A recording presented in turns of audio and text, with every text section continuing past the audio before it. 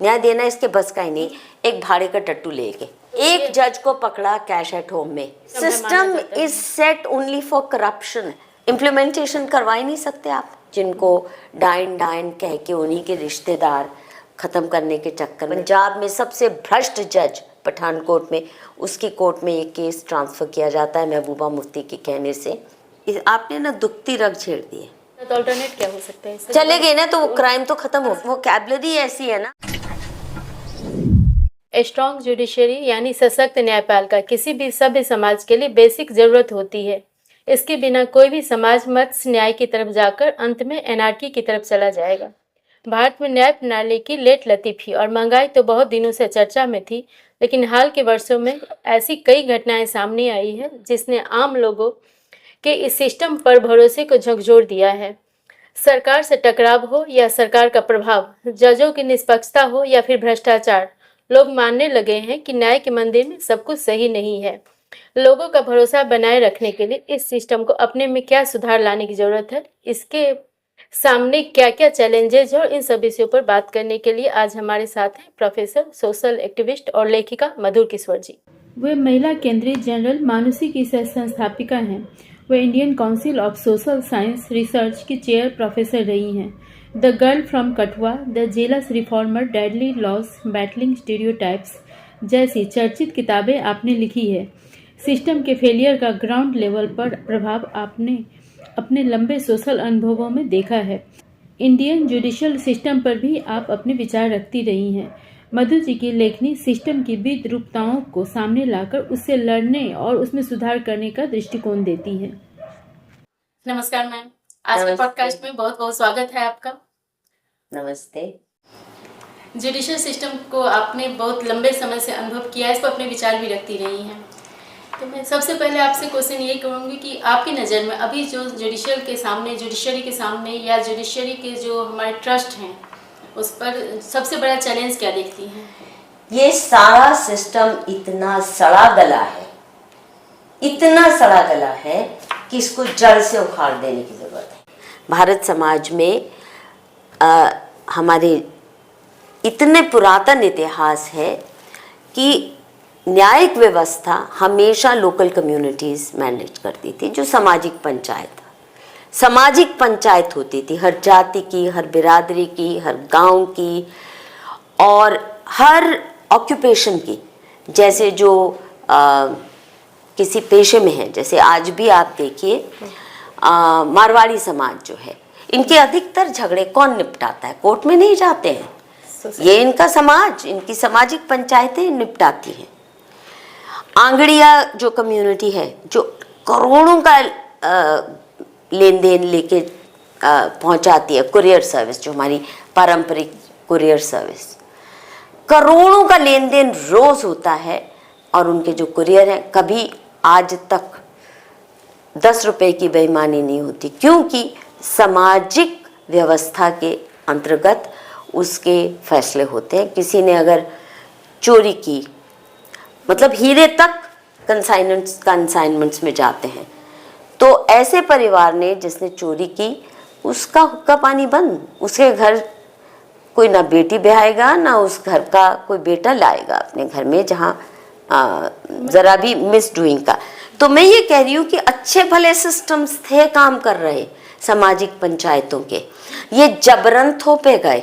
ये पूरी तरह कॉलोनियल माइंडेड है और ये जुडिशरी के बस का ही नहीं है। तुम कुछ भी कर लो, न्याय देना इसके बस का ही नहीं है। सबसे बड़ी जो समस्या है नंबर 1 कि जो ज़मीनी हालात है, जिन मान्यताओं से हमारा समाज चलता है और जो कानूनी शिक्षा दी जाती है, जो मकौले द्वारा सारा सेट पैटर्न है, जो कानून पढ़ाया जाता है, वो अंग्रेज़ी हुकूमत द्वारा सारे प्रेसिडेंट्स, लॉ की परिभाषा ही, जस्टिस की परिभाषा ही, कैसे किस प्रोसेस से जस्टिस मिलेगा, दोनों तरफ के वकील खड़े होंगे, यानी जिस व्यक्ति का केस है उसकी ज़बान आपने बंद कर दी एक भाड़े का टट्टू लेके। वकील तो यही है ना, भाड़े का जी, है ना। वो व्यक्ति जिसका कोई लेन देन नहीं है आपके दुख सुख से, उस व्यक्ति को आप पैसे दे के खरीद लो। अब अगर आप बिरला टाटा हैं तो आपके पास इतने पैसे हैं कि आप उस व्यक्ति से ढंग का काम करवा सकते हैं। लेकिन मान लीजिए मैं मिडिल क्लास महिला हूँ, मेरे बस का भी नहीं है कि मैं पैसे देके, लॉयर्स की फीस देके अपने लिए कानूनी लड़ाई लड़ सकूं। और मेरी खुशकिस्मती है कि बहुत से वकील मित्र रहे हैं, अच्छे लोग भी हैं इस प्रोफेशन में, ऐसा नहीं है कि अच्छे लोग नहीं हैं, और बहुत से अच्छे लोग मेरे मित्र भी हैं। लेकिन सिस्टम इतना सड़ा गला है। आप खुद देखिए कितने करोड़ों केसेस तो पेंडिंग है ना। 30-30 साल, 40-40 साल लोग मर जाते हैं, दूसरी तीसरी पीढ़ी तक कोर्ट केस लड़ रही है। तो क्या, और दूसरा जजेस आर सो इल इन्फॉर्म्ड। सबसे बड़ी बात है जो मैंने PIL की या मैंने जो भी केसेस लड़े सामाजिक मुद्दों पे, पहले मैं कह रही हूँ सामाजिक मुद्दों पे ही, है ना। खाप पंचायत की तरफ से मैं अपियर हुई, cycle rickshaw pullers, street vendors और दसियों किस्म के case, tribal women's land rights. सबसे बड़ी जो चुनौती आती है सामने कि जजेस को ज़मीनी हालात से कोई वास्ता नहीं है, कोई पता ही नहीं है कि ज़मीनी हालात क्या है। और अगर सेंसिटिव है जज, मान लीजिए कॉन्शियंस है उसकी, तो आपकी बात सुन लेगा, जो आपने लिखा है पढ़ लेगा। लेकिन अधिकतर जजेस के पास उतनी भी कर्म निष्ठा नहीं है, वो भी इतने निष्ठ नहीं है अपने काम के प्रति कि ढंग से पढ़ें।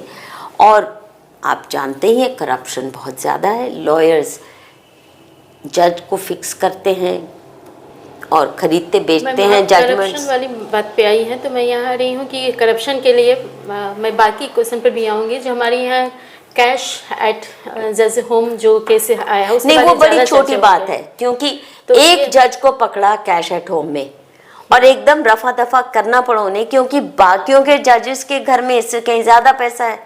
कोई जज बता, आज के दिन में आप उनकी गिनती कीजिए जो ईमानदार है, मिलेगा नहीं, आप उंगलियों पे गिन नहीं पाएंगे आज के दिन। तो ऐसे सिस्टम इसको कैसे आपको लगता है कि कैसे इसको ठीक हो ही नहीं सकता, इम्पॉसिबल।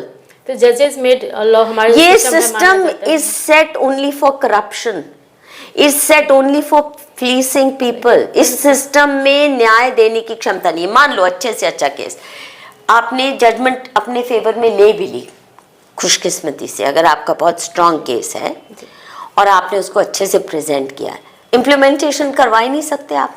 हम कितने केसेस जीते हैं और इम्प्लीमेंटेशन में जीरो, बल्कि स्थिति बद से बदतर हो गई। स्ट्रीट वेंडर्स का मैंने कानून मैंने बनाया, बल्कि भारत सरकार की ओर से जो ड्राफ्ट बना स्ट्रीट वेंडर्स का नया कानून और साइकिल रिक्शा पुलर्स के लिए नया कानून, ये तो मैंने खुद ड्राफ्ट करके दिए और सुप्रीम कोर्ट तक सारे केस जीते।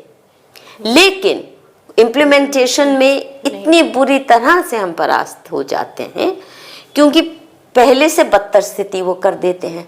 अब आप कितने दिन कंटेम्प्ट ऑफ कोर्ट करते जाएंगे, वहाँ पे कोई सुनवाई की संभावना ही नहीं है।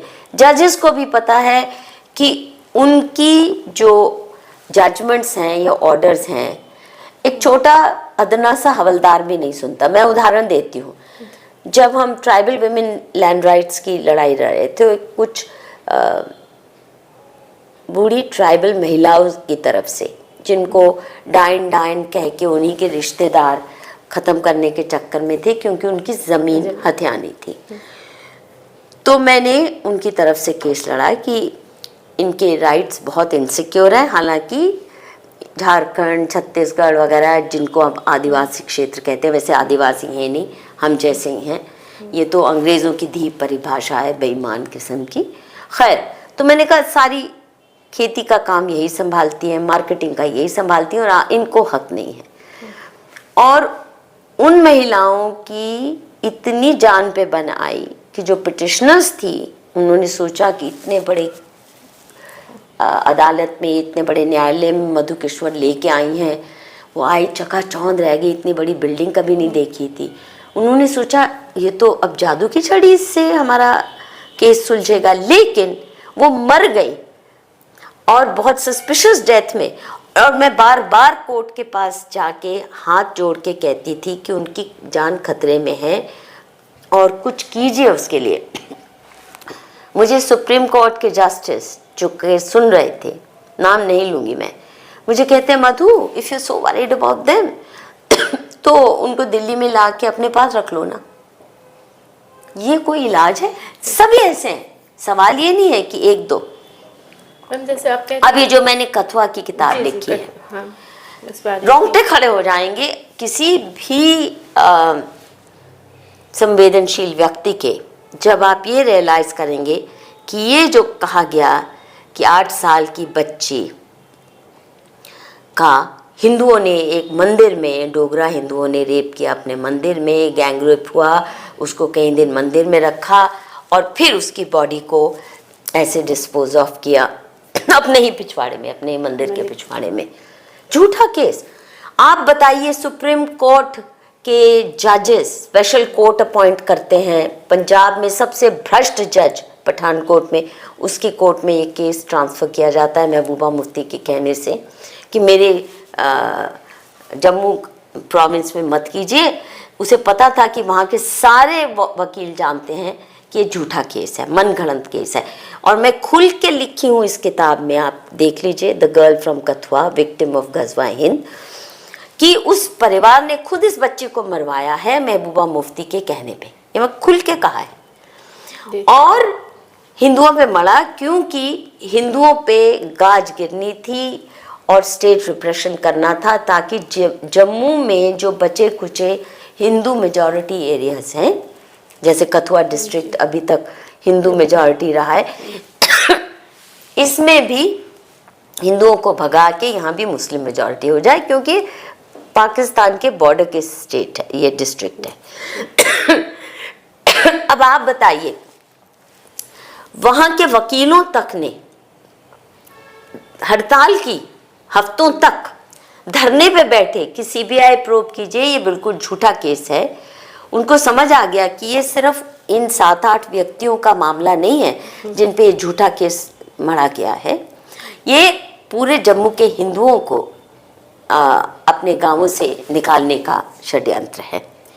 तो बहुत बड़ा आंदोलन चला, 50-50 हज़ार लोग बाहर आए प्रोटेस्ट करने और इतने सारे प्रदर्शन हुए, पर सुप्रीम कोर्ट ने बिल्कुल नहीं सुनी, बल्कि जम्मू के बार के जो प्रेसिडेंट थे और उन सारे लोगों को जो धरने पे बैठे हुए थे, बायकॉट करे हुए थे, जिन्होंने जम्मू बंद की कॉल की, उनको धमकी दी सुप्रीम कोर्ट ने कि वापस आओ कोर्ट में, नहीं तो आपके लाइसेंस कैंसिल करेंगे। और ये बताइए,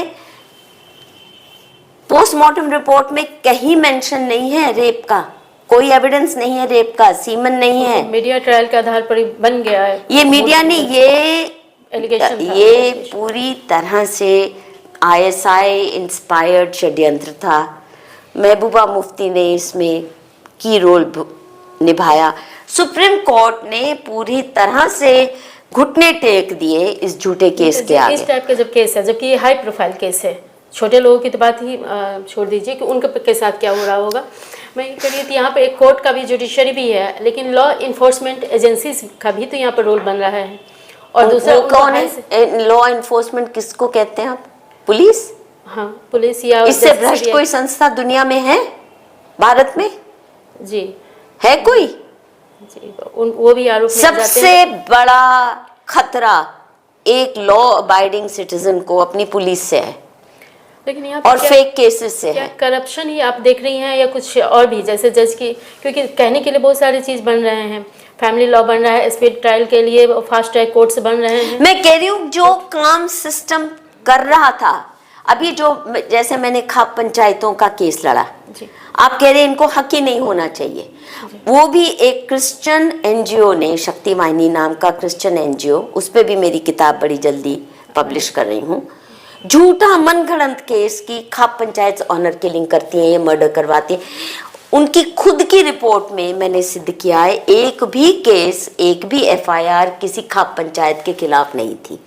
और फिर भी ये सारा केस किया क्यों? क्योंकि खाप पंचायत को, कम्युनिटी पंचायत को, सामाजिक पंचायत जो न्याय देने में सक्षम होती हैं, और जिनका मकसद ही होता है कि समाज एकजुट बना रहे, कॉन्फ्लिक्ट रेजोल्यूशन जल्दी से हो जाए, दो परिवार या दो व्यक्ति झगड़ रहे हैं उनका न्याय संगत जल्दी फैसला किया जाए बिना कोई कॉस्ट के, ताकि समाज जुड़ा रहे। यहाँ पर ये नहीं हो सकता। तो सुप्रीम कोर्ट ने ये कहा इनको बैन करो, यहाँ तक पहुंच गए। लॉ कमीशन ने बिना खाप पंचायत को सुने ये रेकमेंड तक कर दिया कि इनको बैन ही कर दो। जो सामाजिक पंचायतें हमें न्याय देने की क्षमता रखती हैं उनको क्यों सुप्रीम कोर्ट और उनको क्यों हमारा सारा पॉलिटिकल सिस्टम बैन करने के चक्कर में अगेंस्ट जो दिया जाता है, मैं उस पर आ रही हूँ कि हाँ, हमारे जुडिशियल सिस्टम में प्रॉब्लम ये होती है कि उस चीज़ से अनजान होते हैं। और खाप पंचायत में हो सकता है कि लोकल लोगों के होते हैं,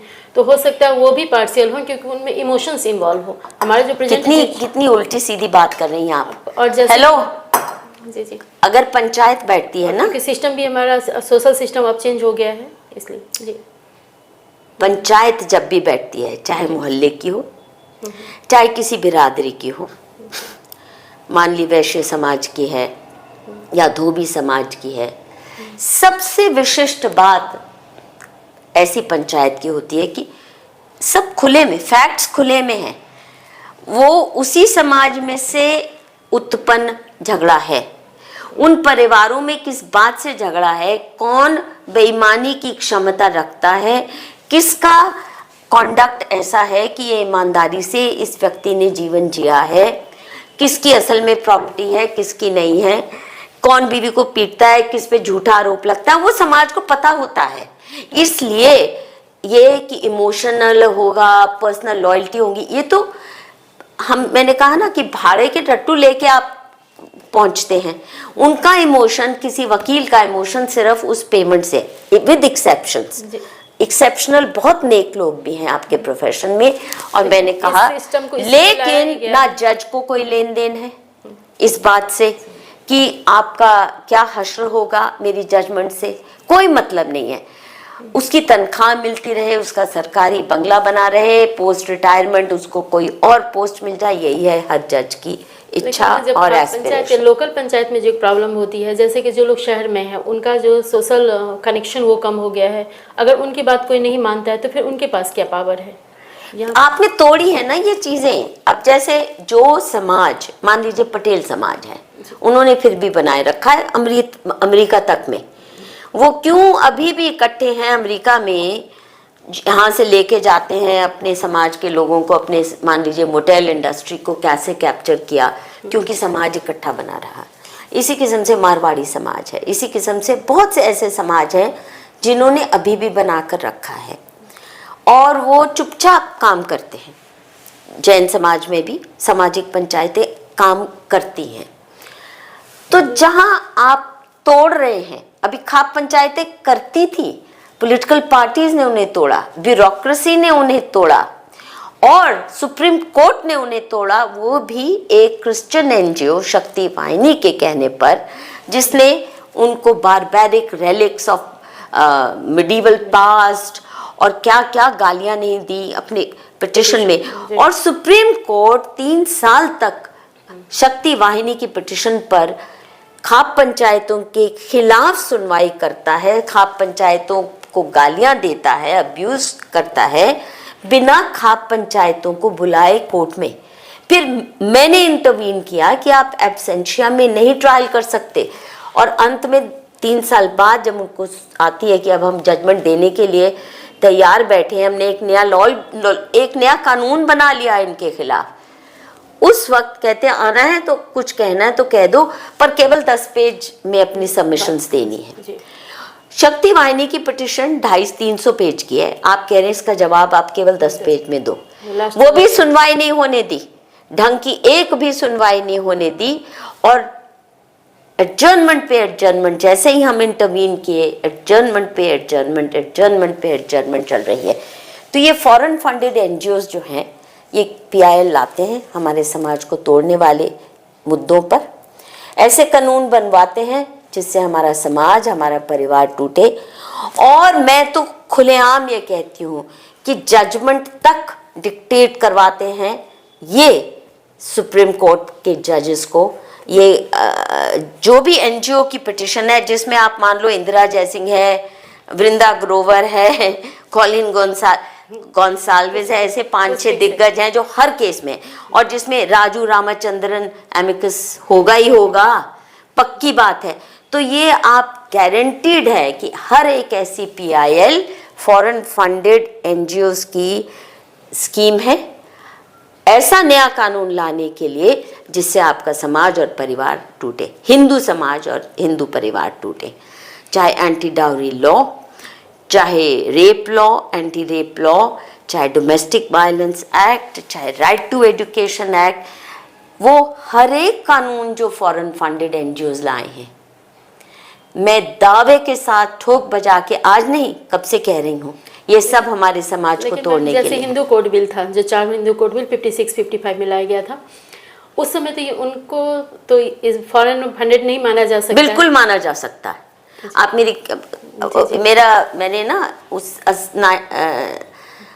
1980 के दशक में मैंने पेपर पब्लिश किया था, Hindu code myth versus reality, economic and political weekly में, और मैंने सिद्ध किया कि नेहरू जी और अंबेडकर जी जो इस कानून के बहुत ही पक्षधार थे, जिन्होंने अपनी सरकार को दांव पे लगा दिया, प्रेसिडेंट ऑफ इंडिया भी कह रहे थे संभल जाइए, ये सही नहीं कर रहे हैं आप, पर थोपा गया। और उस वक्त भी लोगों ने कहा अगर आपने सुधार ही करना है तो यूनिफॉर्म सिविल कोड ही क्यों नहीं लाते, मुसलमानों को, ईसाइयों को भी ले आइए इसके अंतर्गत। नहीं, बिल्कुल नकारा गया और ऐसा उजड़ कानून लाया गया उस वक्त, और जो बहुत बेहतर अधिकार थे हिंदू पर्सनल लॉज में, अलग अलग, आप जानती हैं कि पर्सनल लॉज बहुत वेरिड थे और इतना बुरा हाल नहीं था जो इन्होंने हिंदू कोडिफिकेशन के बाद कर दिया। और कोर्ट कचहरी के चक्करों में जो हालत होती है परिवारों की, तभी वॉर्न किया था सबने कि जो मसले आराम से सामाजिक पंचायतें कर रही हैं, ये पार्लियामेंट्री डिबेट्स में आया, आप क्यों उसमें हस्तक्षेप करना चाहते हैं? आपके पास क्षमता ही नहीं है कि न्याय कर सको। और देखिए फैक्ट्स कहाँ से आएंगे? तो अगर मेरे पास लाखों करोड़ों रुपया है, मैं अच्छा वकील, काबिल वकील, जो अच्छी ऑक्सोनियन अंग्रेजी में बात कर सकता है, जिसके सामने जज भी डर जाते हैं, वो खड़ा कर दूं तो चांसेस हैं मैं ही जीतूंगी, चाहे मैं कितना भी गलत केस लेके आई हूँ। और जो जिसके पास वो पैसे नहीं, अच्छा वकील नहीं है, कोई चांस नहीं है कि वो जीत पाए। नहीं तो आप दोनों तरफ से जुडिशियल सिस्टम को भी आप कैटेगरी में रख रही हो और लॉ को भी। कानून इतने उजड़ कानून बनाए हैं हम, जो मकौले ने इंडियन पीनल कोड बनाया, आज तक वो हमारे काम फिर भी आ रहा था। उस क्वालिटी के कानून भी हम बनाने की क्षमता नहीं बना पाए हैं, क्योंकि अंग्रेज जो कानून बनाते थे उन्हें पता था इन कानूनों के द्वारा हमें भारत के समाज को कंट्रोल में करना है, हमारी हुकूमत यहाँ पे स्थापित करनी है, तो वो कम से कम इम्प्लीमेंट करने में उनका इंटरेस्ट रहता था। कौन सा कानून काम करेगा, कौन सा नहीं करेगा, उनको अंदाजा था। क्योंकि भारत सरकार जो बाद में हमारी बनी अंग्रेजों के जाने के बाद, तो वहाँ कोई नियत ही नहीं है कि किसी कानून को ईमानदारी से इम्प्लीमेंट करना है। और जब आपने इम्प्लीमेंटेशन मशीनरी इतनी जिल्लत भरी बनाई है, वीक तो बहुत शब्द वीक है, इतनी जलील इम्प्लीमेंटेशन मशीनरी है, ना ही होती तो अच्छा था, तो आपको पता ही नहीं चल सकता कि जो मैं लिख रहा हूँ वो क्या इम्प्लीमेंटेशन करने की हैसियत, औकात सरकारी मशीनरी में है भी क्या। और जिसने भी ग्राउंड पे काम किया है वो जानते हैं कि कितना बड़ा गैप है between what the law says and what actually happens. हमारे अधिकतर कानून मिसयूज होने में बहुत माहिर हैं। डाउरी लॉ का मिसयूज आपने देख लिया, डोमेस्टिक वायलेंस लॉ का देख लिया, रेप लॉ का देख लिया, ये जो सेक्स डिटर्मिनेशन टेस्ट पे कानून बना उसका आपने देख लिया, पॉक्सो का देख लिया। कौन सा कानून है जो मिसयूज नहीं हो रहा और कौन सा कानून है जिसमें ईमानदारी से तो आपको misuse जो कर रहे हैं- प्रोटेक्शन मिल सकती है। अब मिसयूज की बात करें तो क्या आपको लगता है पब्लिक हो रहा है या गवर्नमेंट के, पब्लिक की तरफ से हो रहा है ये, या गवर्नमेंट के लेवल पे हो रहा है, या इसमें डेमोक्रेसी का कहीं दोष है या कहीं रोल है? अरे एक तो आपकी डेफिनेशन ही इतनी उजड़ होती है। उदाहरण मैं देती हूँ एक, जी just break for a minute. आपने ना दुखती रग छेड़ दी है। एक छोटा सा उदाहरण, ये हर चीज़ में है, रेप में, रेप लॉ में। सबसे बड़ी दिक्कत है हमारे कानून व्यवस्था में जो कानून बनाने वाले, क्योंकि उनकी कोई नियति नहीं है कानून बनाने के बाद उसको ढंग से इम्प्लीमेंट करने की। उनकी कोई इंटरेस्ट भी नहीं है। उनको पता है ये केवल पैसे बनाने के लिए, जजेस पैसे बनाएंगे, वकील पैसे बनाएंगे, सारा सिस्टम, पुलिस पैसे बनाएगी, बस ये फले फूले। इसलिए क्राइम की डेफिनेशन भी इतनी शॉर्टी होती है। उसका बड़ा सीधा साधा उदाहरण मैं अभी आपके सामने ही निकाला है, डेफिनेशन ऑफ डाउरी। अभी कोई भी ये मानेगा कि किसी भी क्राइम को आपने कॉम्बैट करना है तो उस क्राइम की परिभाषा तो सही होनी चाहिए, चाहे सती है, चाहे डाउरी है, चाहे रेप है। अभी मैं डाउरी की परिभाषा आपको सुनाऊं, पता नहीं आपने कभी ध्यान दिया है कि नहीं, पर मैं तो पढ़ के हैरान रह गई। नहीं, इसको तो मैं कॉमेडी में परिवर्तित कर सकती हूँ। सुनिए, in this act dowry means any property और वैल्यूएबल सिक्योरिटी गिवन और agreed to be given either directly or indirectly by one party to a marriage to the other party to the marriage, or by the parent of either party to a marriage, or by any other person to either party to the marriage, or to any other person at or before or any time after the marriage, in connection with the marriage of the said parties, but does not include dower or meher in the case of persons to whom the Muslim personal law Sharia applied. अब सुन लीजिए, इस परिभाषा के अनुसार अगर मेरी नीस की शादी होती है और मैं उसको 2 चूड़ियां देती हूँ तो मुझे डाउरी एक्ट में बंद कर देना चाहिए। Anything given by either party to the marriage to, मतलब बकवास है कि नहीं। और दूसरा, अगर हमारे घर में बहू आती है और हम उसके लिए 20-21 नई साड़ियाँ, 20-25 तोले ज्वेलरी और 10 गिफ्ट देते हैं तो ऐसी सास को भी अंदर बंद कर देना चाहिए, क्योंकि ये भी in consideration of the marriage है कि नहीं जी। कुछ भी। अब ये बताइए, दुनिया में किसी जगह में, किसी मुल्क में कौन सी शादी होती है बिना गिफ्ट्स के? दूसरा, डाउरी तो हमारा शब्द ही नहीं है। हिंदू शब्द क्या था? क्या था? नहीं पता। स्त्री धन। हमारे यहाँ कोई दहेज नहीं था। दहेज अरबिक शब्द है, डाउरी पोर्चुगीज शब्द है, हमारा शब्द ही नहीं है।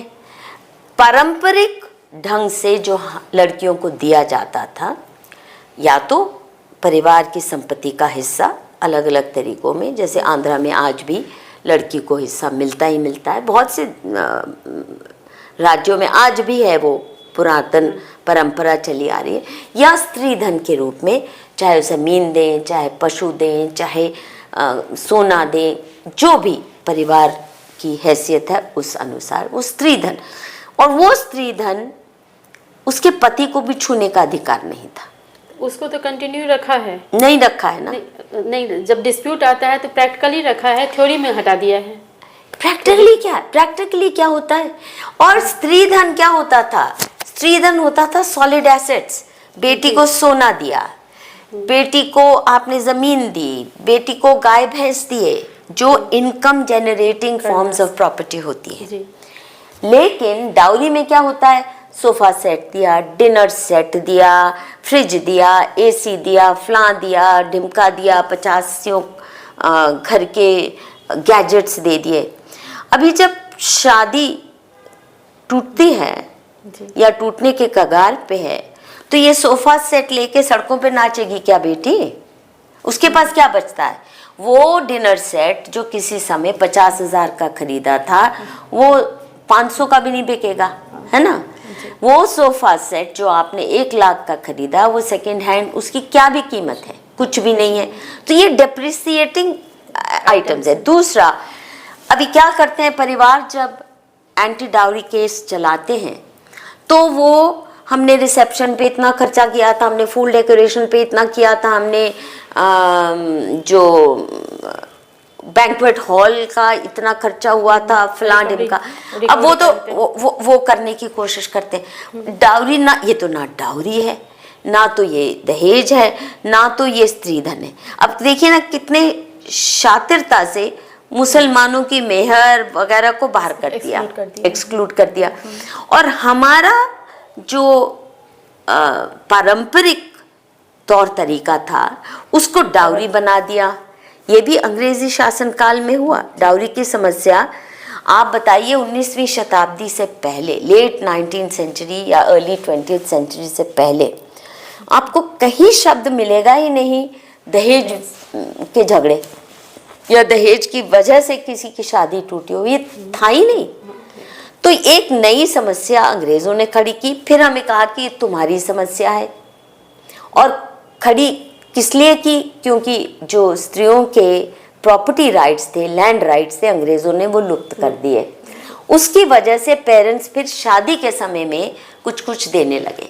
उसका विकृत रूप है कि अब रिसेप्शन पे इतने लाख खर्च कर दो, करोड़ों में जा रही है शादियां, शो बिजनेस बन गया है। तो ये विकृत रूप को, उसकी परिभाषा भी आपने नहीं दी।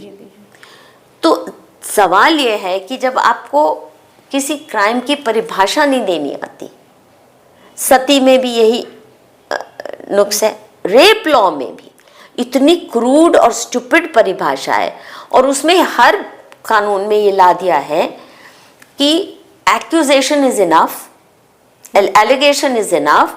फिर जिस व्यक्ति पे चाहे झूठी एलिगेशन लगाई गई है वो जिंदगी भर खुद को निर्दोष सिद्ध करने में लगा दे अपने खर्चे पे और मर जाए भले ही, पर ये सिस्टम को तरस नहीं आएगा। इसका सिस्टम जो एलिगेशन लगाने वाले प्रोसिक्यूशन का ये काम होता है कि वो प्रूफ करे, लेकिन पर यहाँ पे ये सारे जो एनजीओ केसेस लाए हैं, नए लॉ लाए हैं, सारे फॉरेन फंडेड एनजीओस जो लॉज लाए हैं, जो कि सारा जो कन्वर्जन माफिया है जिन इन सब कानूनों के पीछे, तो इनमें सब यही है ना कि क्या देख रही हैं इनका ठीक नहीं हो सकता। चलिए तो मैं दावे के साथ कह सकती हूँ, ठीक अगर नहीं हो सकता तो अल्टरनेट क्या हो सकता है इसका? इसका अल्टरनेट ये है कि अगर हिंदू समाज को खुद को बचाए रखना है, जैसे मुस्लिम समाज बहुत स्मार्ट और शातिर निकला, उसने अपने मुस्लिम पर्सनल लॉ को आपके कटघरे में खड़ा होने ही नहीं दिया।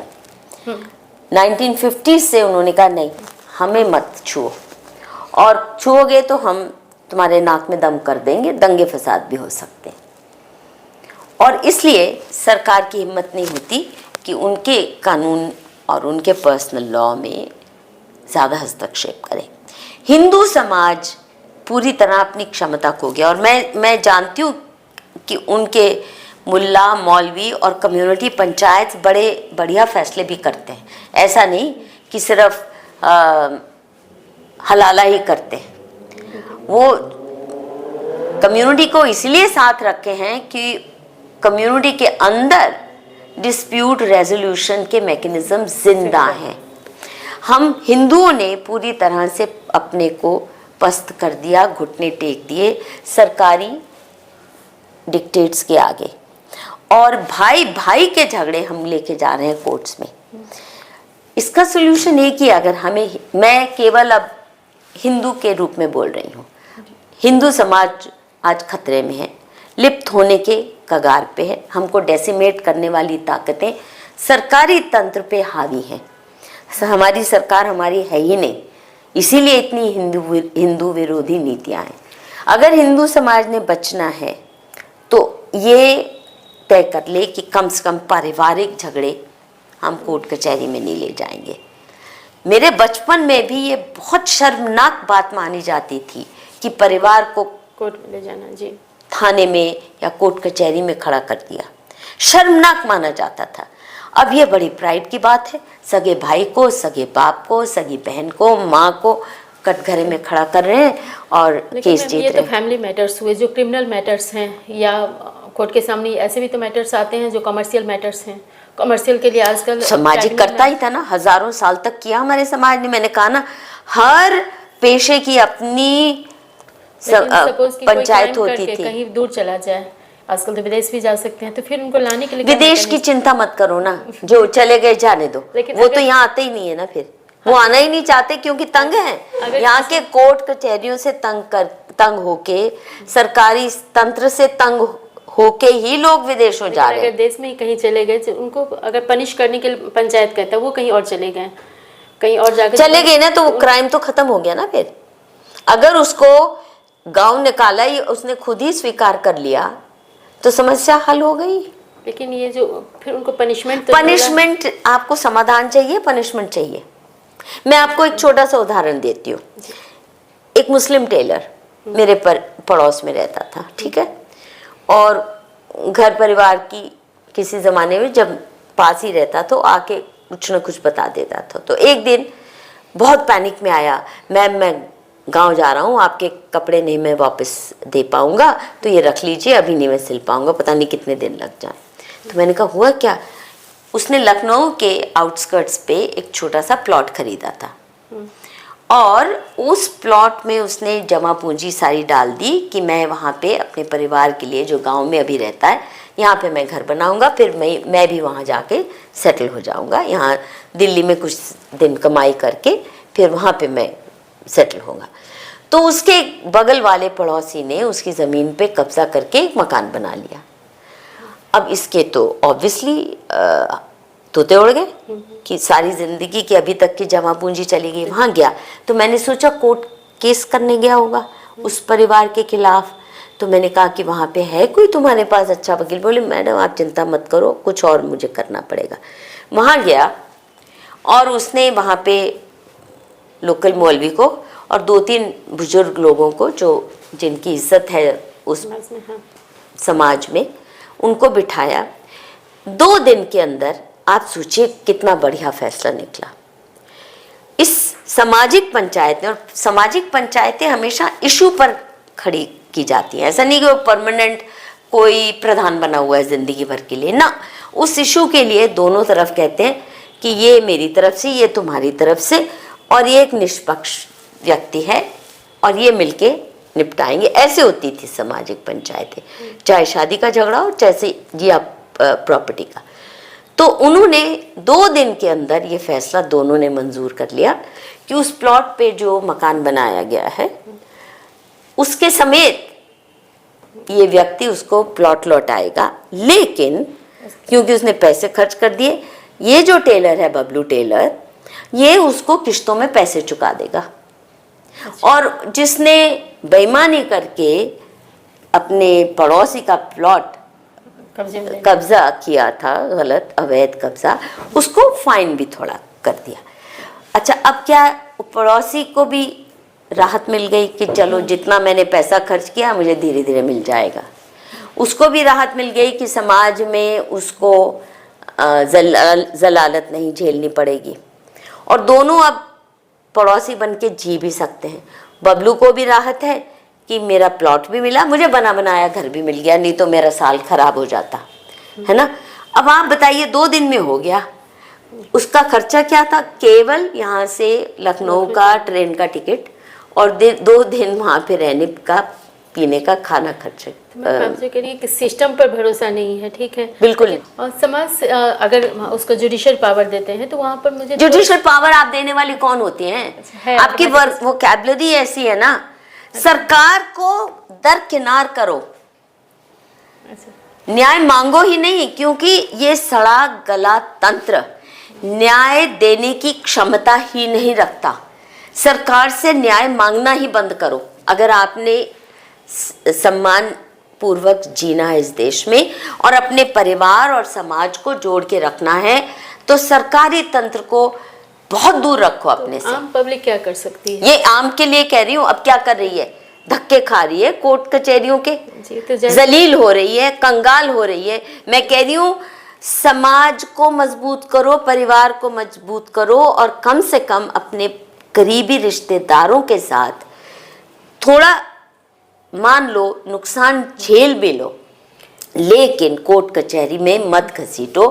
वहां जो हाल होगा वो बहुत बदतर है और उसका कोई फ्यूचर ही नहीं है। परमानेंट दुश्मनियां पैदा हो जाती हैं। मैम तो जैसे कि हमें लगता है कि जो पब्लिक है वो एक यूनिफॉर्म इकाई है, ऐसा तो नहीं है, उसमें भी ऑपरेशर भी है, और जो ऑपरेस हो रहे हैं शोषित और शोषक दोनों हमारे समाज में ही होते हैं। तो क्या एक जो इसके लिए फेवर में कहा जाता है, ताकतवर लोग हैं उनके अगेंस्ट कोई बोलेगा नहीं, डरेगा? सबसे ज्यादा तो मुसीबत है जजेस ताकतवर बन के ऐसे बैठ गए, उनके खिलाफ कुछ बोलोगे तो कंटेम्प्ट ऑफ कोर्ट, सच भी बोलो तो कंटेम्प्ट ऑफ कोर्ट। इतना आतंक कौन करता है? मेरे समाज का कोई व्यक्ति मुझे चुप करा के दिखा दे, पर जजेस के खिलाफ मैंने कुछ बोला जेल में बंद कर देंगे। ये रहने दीजिए, समाज में इतना अन्याय नहीं है जितना सरकारी तंत्र में है, और सामाजिक अन्याय के साथ मैं खुल के लड़ सकती हूँ, पर जब सरकारी तंत्र सामने आ जाता है, मैंने पुलिस के साथ लड़ाई की, मेरे पे झूठा केस लगा देंगे, यहाँ पे ड्रग्स ही प्लांट कर देंगे, झूठा आरोप लगा देंगे, यहाँ जी ब्रोथल चल रहा है, मैं क्या करती रहूंगी जिंदगी भर? कैसे ये अपने को इनोसेंट सिद्ध करूंगी? और करते हैं, पुलिस फेक केसेस प्लांट करती है, ब्यूरोक्रेसी फेक केसेस प्लांट करती है, पॉलिटिशियंस करते हैं, कोई उनके विरोध में खड़ा हो जाए, ईडी की रेड, फलां की रेड, उसकी रेड, और क्या क्या नहीं तंत्र का गैर इस्तेमाल होता। तो इसलिए मुझे ये मत बताइए, मैं ये दावे के साथ कह सकती हूँ कि बाहर समाज में इतना जुर्म और अपराध नहीं है जितना सरकारी दफ्तरों में बैठे लोग कर रहे हैं, जितना सरकारी थानों में हो रहा है, जितना अदालतों में अपराध हो रहे हैं, और अपराधियों को जो शरण मिल रही है, जितनी प्रोटेक्शन कोर्ट्स दे रही हैं अपराधियों को, वो बाहर का समाज नहीं देता। बाहर का समाज आज भी, अगर कोई व्यक्ति मालूम है हमें कि इसने रेप किया है किसी बच्ची का, सारा समाज उस परिवार को बहिष्कार कर देगा, पर कोर्ट्स उसको बरी कर सकती हैं। अगर हमें मालूम है कि इस व्यक्ति ने अपने माँ पिता के साथ बहुत अत्याचार किया, उनकी प्रॉपर्टी छीन ली है और उनको दरकिनार कर दिया, ऐसे परिवार के साथ, ऐसे बेटे के घर में कोई अपनी बेटी नहीं ब्याहेगा, उसका सामाजिक बहिष्कार होगा ही किसी न किसी रूप में। ये है कि हाँ वो दिल्ली छोड़ के बम्बई चला जाए, वो अलग बात है, पर अगर समाज में रहना है तो समाज माफ़ नहीं करता इन चीज़ों को इतनी आसानी से, पर अदालतें कर देती हैं, सरकार कर देती है, और जितना अन्याय और जुर्म सरकारी तंत्र के अंदर इंस्टीट्यूशनलाइज्ड है, बाहर समाज में नहीं है। So I would any day prefer to trust my समाज। पर समाज को तोड़ती है ना पार्टी पॉलिटिक्स, हर मोहल्ले को तोड़ती है, हर संस्था को तोड़ती है। यूनिवर्सिटीज़ में पार्टी पॉलिटिक्स में आ गए हैं तो फिर वही डेमोक्रेसी में आ जाते हैं, तो क्योंकि डेमोक्रेसी पे बात किसी और दिन करना, क्योंकि मैं मानती हूँ जिसको हम वेस्टमिनिस्टर डेमोक्रेसी को बहुत अडॉप्ट कर चुके हैं, ये हमारे गले का पत्थर है, और ये गुंडा तंत्र ही चलता है इसके तहत, सिर्फ भारत में नहीं दुनिया भर में। एक लास्ट क्वेश्चन है मेरा कि और समाज को तोड़ती है ये पार्टी पॉलिटिक्स, तो इसके चंगुल से बाहर नहीं निकलेंगे तो हिंदू समाज बच ही नहीं सकता। बस लास्ट एक क्वेश्चन है मेरा कि सॉरी मैंने आपको ना बहुत दुखी कर दिया, बोलने नहीं देती हूँ। नहीं मैम, मेरा लास्ट क्वेश्चन ये है कि अगर समाज को तोड़ा गया हर तरह से, लेकिन क्या इसको एजुकेटेड किया जा सकता है, या इसको कैसे फिर अपने मूल रूप में आप वापस आए? प्रॉब्लम तो है लेकिन इसको सॉल्यूशन की तरफ में आना चाह रही हूँ। पहले समस्या का डायग्नोसिस तो कर लो। जो मैं कह रही हूँ, जिस दिन आपको ये बात समझ आ गई ना, तो नेक्स्ट स्टेप अपने आप आपको दिख जाएगा कि मैं कम से कम अपने घर के झगड़े कंट्रोल में लाऊं। तो क्या इसको एजुकेशन और एजुकेशन ये ना आपने सारे सरकारी फॉर्मूले रट लिए हैं। क्या सरकारी एजुकेशन तो हमें किसी काम का नहीं छोड़ती है। सरकारी कैसे एजुकेशन ट्रेंड किया ब्रेन जा रहा वॉश ऐसा कर दिया है कि हम अपनी खुद की समस्या भी नहीं समझ पाते। और जब से हिंदू समाज ने अपने दिमाग का, दिल का सरकारीकरण कर लिया, तब से हमारी तबाही शुरू हो ये गई। केवल हिंदू समाज के लिए है कि सारे समाज के लिए? क्योंकि अगर लेट हो रहा है जुडिशरी में, भ्रष्टाचार है, तो दूसरे भी तो इससे परेशान हो रहे हैं। इस्लाम वाले नहीं मानते, कोई जुडिशरी की ताकत नहीं है उनके बीच में हस्तक्षेप करे। मजबूत है, चाहे जितना मर्जी अन्याय करते हैं, मजबूत है। क्यों? क्योंकि मानते नहीं, किसी सरकार को नहीं मानते, किसी देश में नहीं मानते जहां वो काफिरों के साथ रहते हैं। इंग्लैंड में, अमेरिका में हर सरकार को अपनी उंगलियों पे नचाते हैं, उनको अपने तलवे चटाते हैं। तो कोई आपका फाइनल रिमार्क कि हम एज ए लेमैन कैसे इसको दिमाग के सरकारीकरण ने हिंदू समाज को बुरी तरह तोड़ा है। और अपने दिमाग से सोचना शुरू कीजिए। सरकार ने जो घुट्टी पिलाई है उसको उल्टी करके नाली में, फ्लश में बहा दीजिए। और जो जो फॉर्मूला वो बताते हैं उनसे दूर रहिए। सरकारी संस्थाओं से जितना दूर रह सकते हैं उतना दूर रहिए। सरकारी तंत्र से, पार्टी पॉलिटिक्स के पास मत फटकिए, क्योंकि जहां भी पार्टी पॉलिटिक्स आई है, मोहल्ले में आई है, मंदिर में आई है, गुरुद्वारे में आई है, यूनिवर्सिटी में आई है, कहीं पे भी आई है, गांव में आई है, समाज टूटा है। इसलिए दूर रहिए इनसे। वोट करो ना करो वो छोटी बात है, पर किसी भी पार्टी को अपना दिमाग और दिल सौंप के सोचना कि ये मेरा भला करेंगे, या ये पॉलिटिकल लीडर देश का उद्धार करेगा, हमारा उद्धार करेगा, इस गलतफहमी से निकलिए। और जहां तक हो सके सोचिए कि हजारों साल तक ये देश जब कहलाता था, सोने की चिड़िया तो बहुत घटिया सी फ्रेज है, इस देश की संपदा, इस देश की ज्ञान परंपराओं से आकर्षित होके दुनिया भर के लोग यहाँ आते थे, पढ़ने भी, यहाँ की लग्जरी गुड्स खरीदने भी। चकाचौंध होके इस समाज से हजारों साल तक लोग आते रहे, यहाँ से बहुत कुछ लेने। साइंस यहाँ से गई, मैथमेटिक्स यहाँ से गई, एस्ट्रोनॉमी यहाँ से गई, आर्किटेक्चर यहाँ से गया, वीविंग, कला, मतलब क्या नहीं। We were top notch in everything. कोई सरकार नहीं सिखाती थी, कोई स्किल डेवलपमेंट प्रोग्राम सरकारी नहीं होता था, परिवारों से सीखते थे लोग अपने। और देखिए ना किस कदर के क्या बोलेंगे, वंडरस प्रोडक्ट्स, चाहे आर्किटेक्चरल प्रोडक्ट्स, जो हमारे पुरातन मंदिर हैं, जो आज खंडर के रूप में भी ऐसे गजब के हैं कि वैसे आर्किटेक्चर दुनिया में आज भी कोई नहीं करने की क्षमता रखता। जिस किस्म के फैब्रिक्स, सिल्क्स यहाँ बनती थी, आभूषण बनते थे, स्टील जो बनती थी, सब कुछ था हमारे पास, सब तबाह हुआ।